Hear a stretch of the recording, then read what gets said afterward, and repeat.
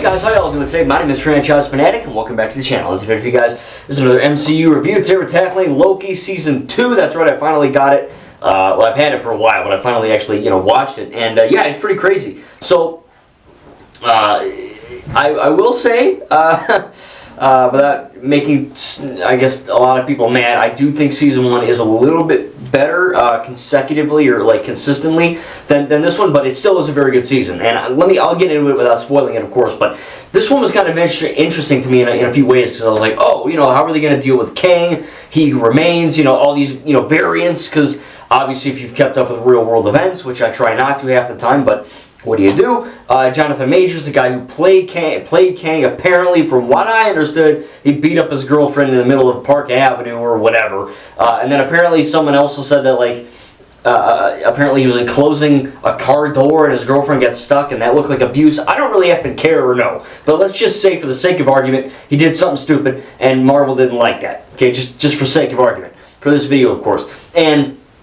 of course, now that's why we have Avengers Doomsday, right? With Robert Downey Jr. coming back as Dr. Doom, which I'm not opposed to. But then I was watching this and I'm like, all right, how are they going to wrap up Kang, right? Are they just going to kill him like they did in Quantumania in a weird way? If he's not dead, I guess he's in a different timeline or universe or whatever. But I do think Loki is one of the best villains, if not the best villain in the entire MCU.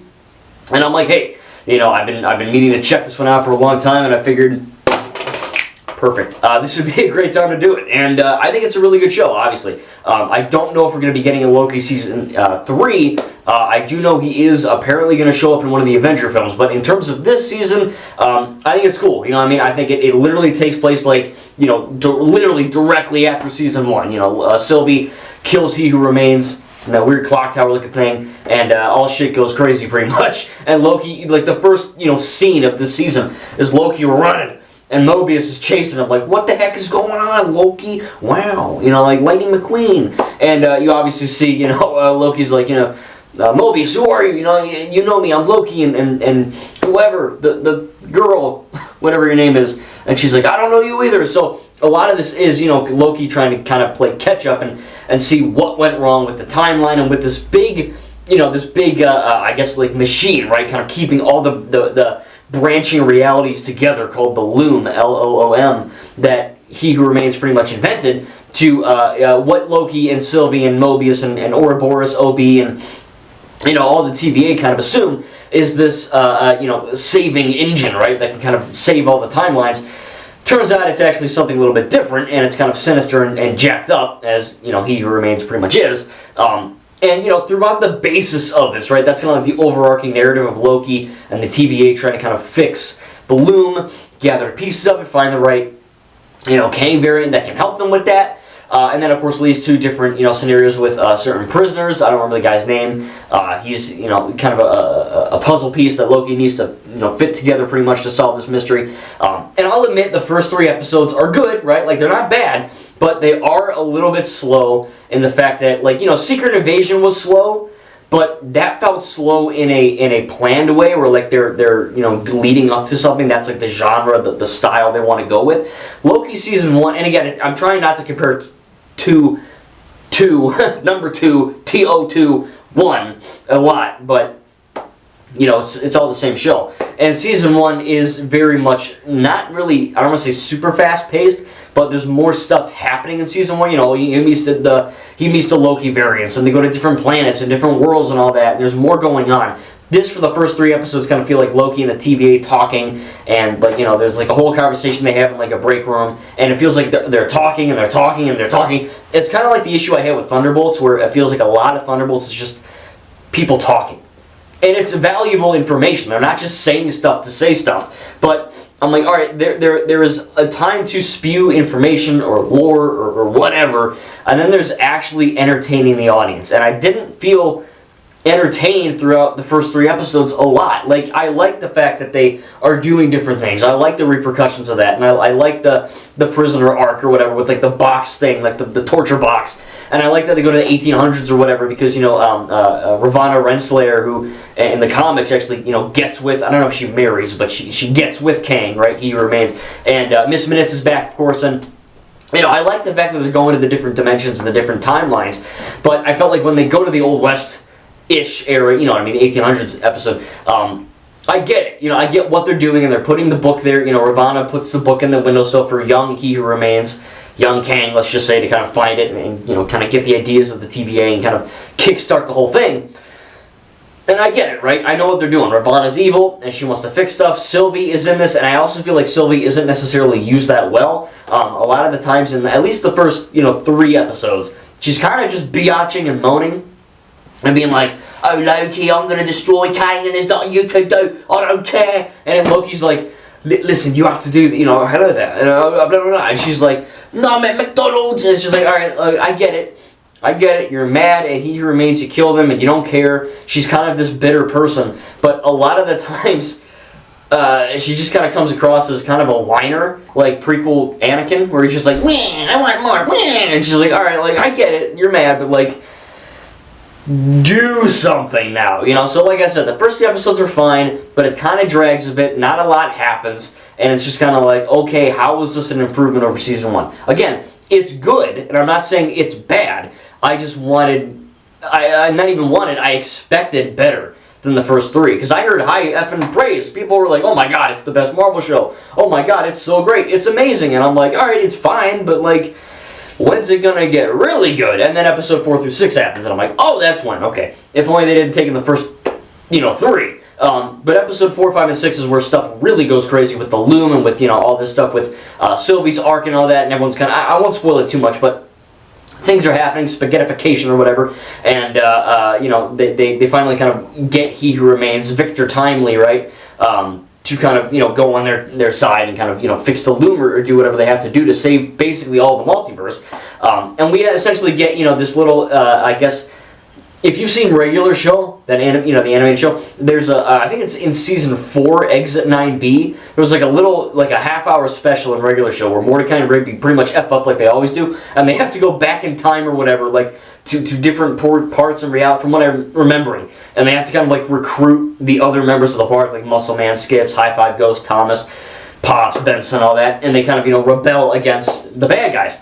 And this felt like that, right? It felt like Loki going back in time, controlling the time skipping with the help of Ouroboros, who I think I'm probably going to say his name wrong, Ki Hui Huan or whatever, you know, the guy from Indiana Jones and the Temple of Doom, you know, short run. I think he was in Goonies, he was in Everywhere and Always All at Once or whatever the fudge. I didn't see that one, but, you know, apparently he's like an Oscar-winning actor or something, but he's a pretty much a delight to see in anything. It sounds weird, but even my mom's like, "Oh, he's got a cute voice," and I'm like, "Yeah, he sounds like a little kid." You know what I mean? I don't know. It's just like, he has like an innocence about him where it's like, whenever he pops up and stuff, and I'm like, "Oh, he's cool." You know, and it's good to see him in something, I guess. I think we should get, you know, more of him in more things. But I wanted to see that movie Love Hurts too, but what do you do? Anyway, yeah. So just stuff happens, I guess. But in this, you know, kind of aspect, he's kind of the writer of the TVA handbook. He kind of knows a lot, and I like that Loki goes back to, like, you know, the past or different, you know, jump points in reality, so to speak, to make it. It's a very deep show. Stupid people probably won't understand it.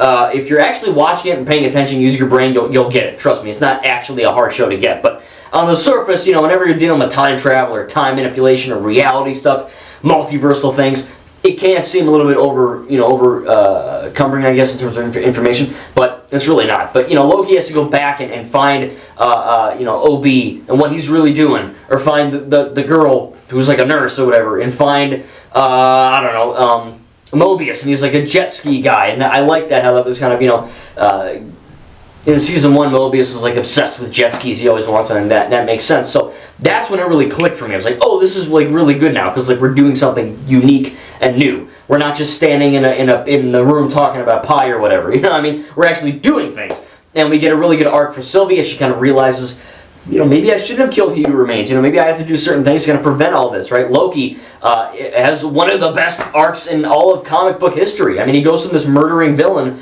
who just wants to rule Asgard to, you know, basically 9/11 times 50 New York, to essentially, you know, these crazy planetary things, and then of course, you know, Thanos kills him, and then obviously this is a variant of Loki, essentially. But you know, I like that this show is kind of, you know, it starts with Loki being like, no, I'm evil, and I like to hurt people, and okay, maybe I don't like to hurt people, and Mobius is trying to kind of see what makes him tick, so to speak, in season 1, and then from there we kind of realize that yeah, maybe this version of Loki is a little more remorseful. Maybe he doesn't really know what he wants. He's a little confused, and he wants to kind of figure out what's going on. And then of course we get to this part in season 2 where he's actively trying to save the multiverse. Like, it's effing crazy, We go from like evil baby to like king hero. It's crazy. It's such a good arc for this character. And again, he's my favorite Marvel villain. I mean, he was one of the coolest ones. When I got into Marvel, it was around 2013 when Lego Marvel released, so like Iron Man 3 and all that. So I think the first Marvel movie I ever saw in theaters was Iron Man 3. And so I missed pretty much all of Phase 1 in theaters. But going back on DVD and eventually Blu-ray and whatever, watching these again, I was, going from Thor 1 to this, it's crazy. I mean, it's nuts. But again, it just goes to show that Marvel is still capable of, I don't really think they ever lost the ability to write good stories.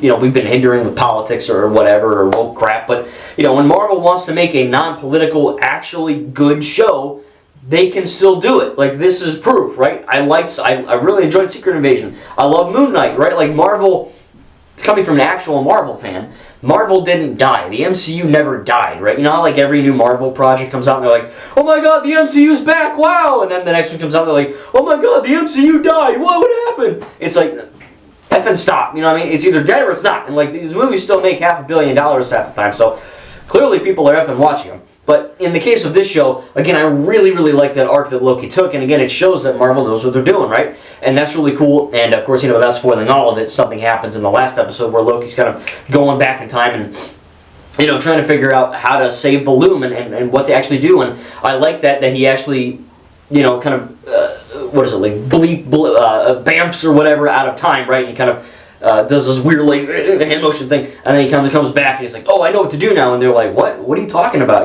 So you have to watch the show, but it is interesting that they actually kind of have that in there, right? Like it's a unique thing I've never seen before. And Loki is a pretty selfless act that he does in the end, which, in my opinion, I ain't gonna lie, it's not like a death scene. Like Loki doesn't die in this, but this felt more dramatic and more earned as a character than Tony's death in Endgame.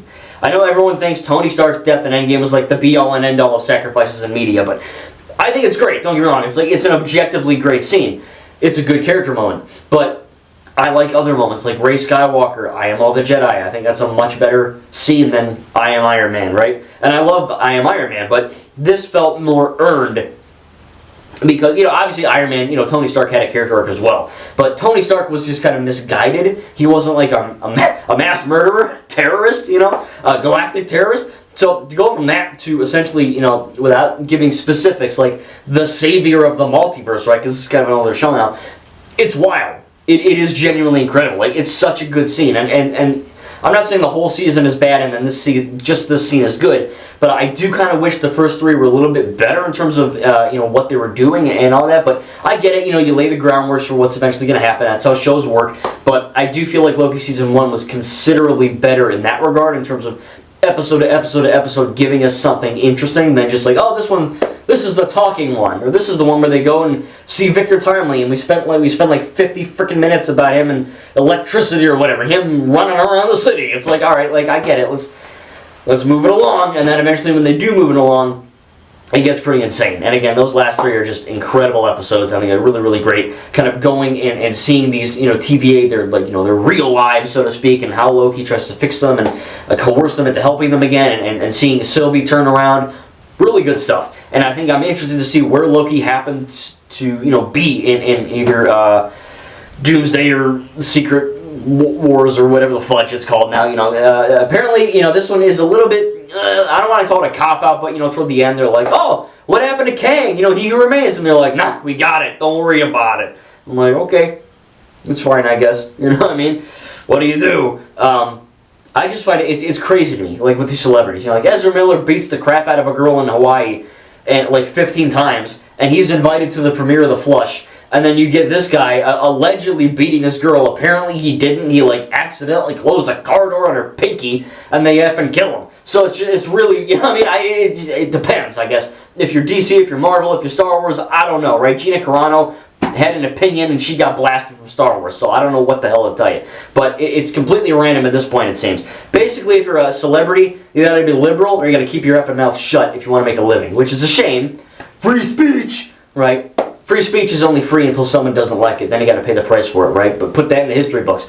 But I am very excited to see where this goes. You know what I mean? In general, I think it is a good send-off. In fact, an amazing send-off to this character. If this is going to be the last time we see him in a big, substantial role, because let's just say, without getting specific, Loki can't really do a whole lot of moving or fighting at this point. He's just kind of sitting there being cool, right? You know what I mean? But I think it is a great send-off. It's a very good moment in the season. It really, really kind of brings together the arc of Loki from all the way back to 2011, right, with Thor 1 to this. And it's like I said, it's truly mind-boggling what they were able to do with this character and really turn him around into, he was always, if Loki stayed a villain, he still would have been a great character, right? Because like that's at the heart of Marvel Comics and even Norse mythology. Loki is a villain. But to see them actually take care and work with him and actually turn him into an anti-hero to then an actual full-blown hero, it's freaking crazy, man. It's really, really great. So Loki season 2 is really good. I think it's definitely not the best Marvel show, but it is very good. And maybe season 1 was a little bit better in terms of all of it, but it still is really fun time. So let me know down below in the comments what you think about Loki season 2. What's your favorite out of these 2 seasons? And I'd probably give it from a 0 to a 10, I'd probably give it like an 8.5 out of 10. I think it's a good season, and then it eventually becomes a really great season about that midway point. But I'm excited. I did see Deadpool and Wolverine before I saw this, so I was like, oh, where's Mobius? Oh, where's this? Who's that? And I was like, oh, okay, probably should have seen this first. So when I rewatch Deadpool and Wolverine, soon-ish, it'll be interesting for sure. But yeah, I'm excited. I finally get to finish the season. I'm very pumped to say that I actually did. So give me a cookie in the comments, I guess. But yeah, let me know your thoughts. We'll talk about it down below. Thank you guys, and we'll see you in the next video. And the next one will be What If Season 2 coming out relatively shortly, so look forward to that. Peace!